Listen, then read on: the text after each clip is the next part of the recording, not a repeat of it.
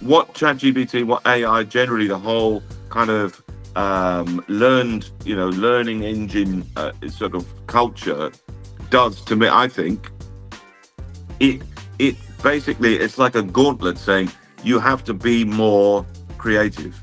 You know, you have to be more eccentric and idiosyncratic because that it can't do that. Legendary comedian, musician, actor, and author Bill Bailey has announced that he'll be bringing his dazzling new show Thoughtifier to Australia later this year. Using a plethora of instruments, screens, and AI, the show will highlight how our human capabilities can transcend the pesky algorithms. Dan Beazley spoke with Bill Bailey about his love of nature, music, and the release of his upcoming book. From reading the presser that's attached to this show, Yeah. it sounds to me like this is a bit of a deep dive into the redundancy of humans in a world of AI and machine learning. So the question I want to start with is how much of this show was written by ChatGPT? Yeah, that's right. Yeah. Well, that would seem to be the appropriate kind of ironic response, wouldn't it? We're just like, yeah, let's really stick it to the robots. Actually, Could you write that? Yeah. I mean, yeah, yeah. Turn the fire on themselves. These pesky algorithms. Actually, when I was starting trying out this show, I actually would have. I've got a bit of software which connects ChatGPT to a screen, and there's a voice activation for the ChatGPT, so it will actually speak the words, and they will appear on the screen. So it's kind of a visual and oral way for the audiences to get involved. So what I would do, I would say to ChatGPT in a venue, "Hey, what do you do for work, sir? What's your gig? Oh, I'm a this. I'm a organic vegetable. All right. And where do you live? I live here. Okay." And then I'd say, ChatGPT, pitch me a film about two rival organic veg shops in this village. And then this voice, which actually, and again, this was entirely random, was Australian, and which I called Steve. This Australian voice would say, "Okay, here's this film about two rival," and it would just pitch this film. And the thing about it, it was plausible. It was like, yeah, two rival veg companies. They're just kind of like at each other, and there's petty kind of rivalries. But then when a huge company comes to town and sets up a big vegetable factory out of town, they realize they have more in common than they have to divide them, and they get together and they win, and then you think, wow, it's okay. It's pretty standard, but this is the kind of film I've seen before. And then you ask someone else, what do you do? Oh, I work in a dental receptionist. Oh, you're a dental receptionist. All right. Hey, pitch me a film about two rival dental. You know what I mean? And the thing is, ChatGPT would make these plausible film pitches, but they're all pretty much identical. And you start to sort of think, this is this is what it is. It just replicates the human experience. We have to create things. It just crunches the data. So that was like but then of course you find there's an argument. Like you say, well, actually, a lot of films are like this anyway. I've seen so many films where I kind of think I know what's going to happen now. I've sort of seen this film before, so we can't. We've only ourselves to blame if things like this happen. What ChatGPT, what AI, generally the whole kind of learning engine sort of culture does to me, I think it it basically it's like a gauntlet saying you have to be more creative. You have to be more eccentric and idiosyncratic because it can't do that. That's what makes us human. That's why we connect with people. That's why you know work, literature, art, comedy, writing, whatever. That's why it connects with people because there's something slightly off about it that chimes with our own maddeningly contradictory nature. And I don't think that it can ever be replicated. And this is very much that this is what the show is about, is celebrating that the oddness of humans and also our learning capability. The way we can just pick things up. We're just quite intuitive. And I think we forget that in this drive for greater automation. We're amazing creatures, as was seen by the Olympics. I don't know if you watched. Yes. I mean, you watch that and you think we're incredible creatures, capable of amazing things. And that's by basic that was my start point for the show.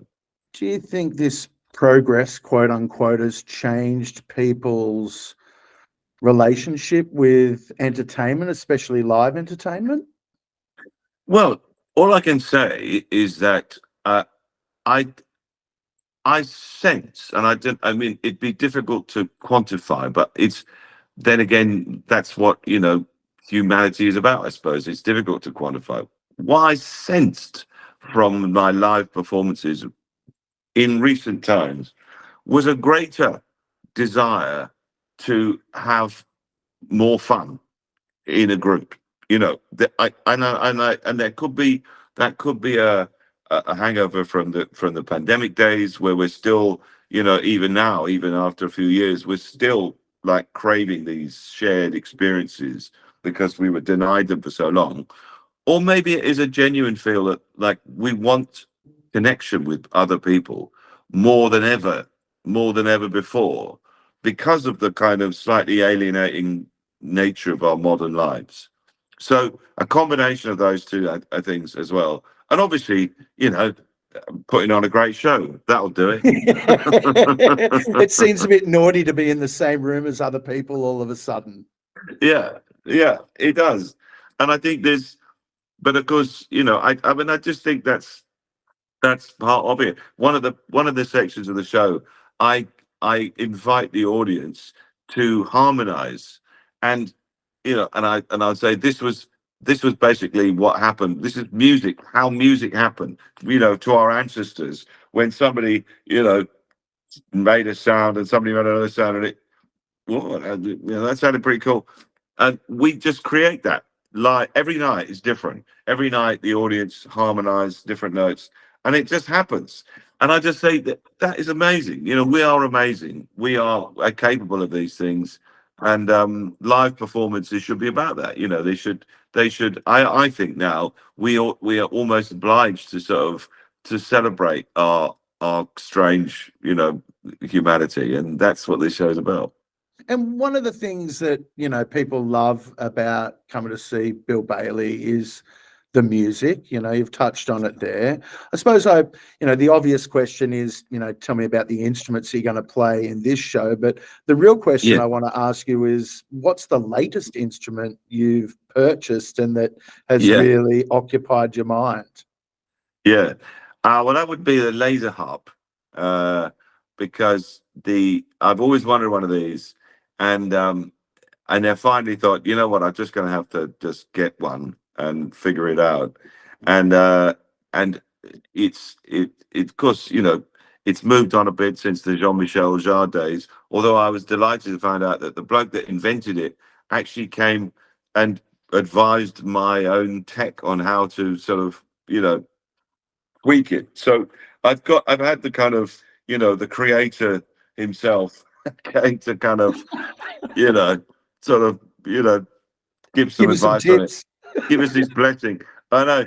And it's a mad thing, it's like it is literally a bunch of beams of a laser reflected off a mirror, but then the beams, then you put your hand through the beam, and that by breaking the beam, you then trigger a sound generator, and then you can assign various different sounds to the lasers and play it like a harp or anything you want, really. And it's kind of cool. And when it works and it all comes together, it's kind of amazing, and I'm still amazed by it, because what I'm doing is I've got a film that plays behind me, an electronic kind of film, like a video for a bit of electronica with me playing the lasers, and I've with white gloves and glasses, and it kind of just, it's just a bit mad, and but yeah, I kind of like, it's cool. I like it, and it's very temperamental. Like if you don't have any smoke, you can't see the lasers, because the lasers are very fine Of beams. course. So like when the smoke and we've had so many, you encounter so many unexpected problems. I was touring in Europe, and we were playing in Germany, and we realized we couldn't use the laser because their smoke detectors were so sensitive that if we put smoke on, it would set all the alarms off in the building. And he goes, "No, so we cannot have the laser." And we were like arguing with him. Switch it off. Just switch the fire off. We cannot. We cannot switch the smoke alarm off. This is Germany, you know. So we've had unexpected problems with it, but yeah, I love it. And what's the first thing you do when you get a new instrument? I mean, obviously this runs on MIDI. Like, what's your relationship with MIDI? I mean, it's one of the Yeah, things that can really, throw everything out. yeah. Oh, well, that's right. Yeah, MIDI is yeah, can be quite temperamental. That we've had a lot of R&D with this thing. We've had, like different ways to reset the thing. What we've basically gone through it now sometimes what happens is it freaks out. Like, it gets too sort of overstimulated. There's too much light. Like, if you put a light on the stage, the light itself triggers the beams of the lasers, and it just goes crazy. It starts playing everything until you turn all the light off, and then I can't see what the hell I'm doing, and I'm tripping over things.